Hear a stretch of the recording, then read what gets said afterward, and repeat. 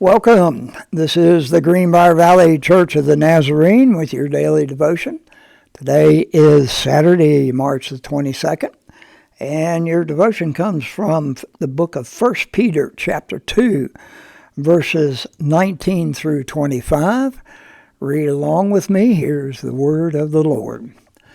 For it is commendable if someone bears up under the pain of unjust suffering because they are conscious of God. But how is it to your credit if you receive a beating for doing wrong and endure it?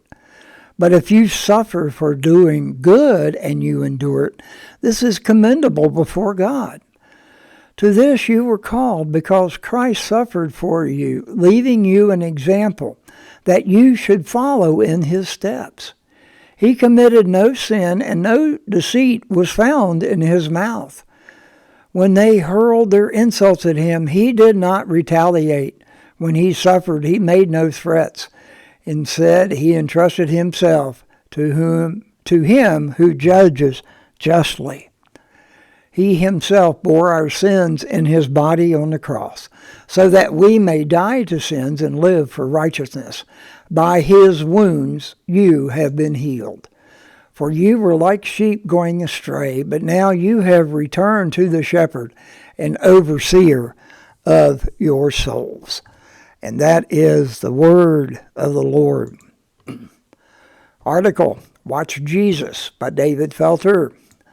The life we had before we met Jesus wasn't always a thing of beauty. An encounter with Jesus always shakes things up. He never leaves us the same. To meet Jesus transforms everything, including the direction and desire of one's life. It really is a fellowship in which we live. It is a living fellowship that connects us to Jesus in every situation and circumstance of life. First, it is the fellowship of suffering. It's not if we will suffer, it's when. Jesus suffered for the whole world.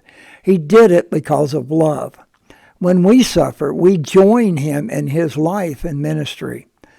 Second, it is a fellowship of participation in Jesus' life. How?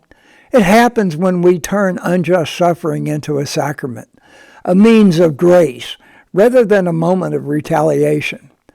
Retaliation comes naturally. Embracing suffering requires a deep fellowship with Jesus. Third, the shepherd and overseer of our souls calls us to live for righteousness. Forget the long list of sins some create.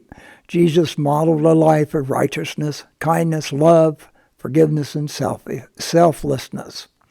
This is the righteousness by which Jesus calls us in everyday life. Jesus calls us by Cecil F. Alexander.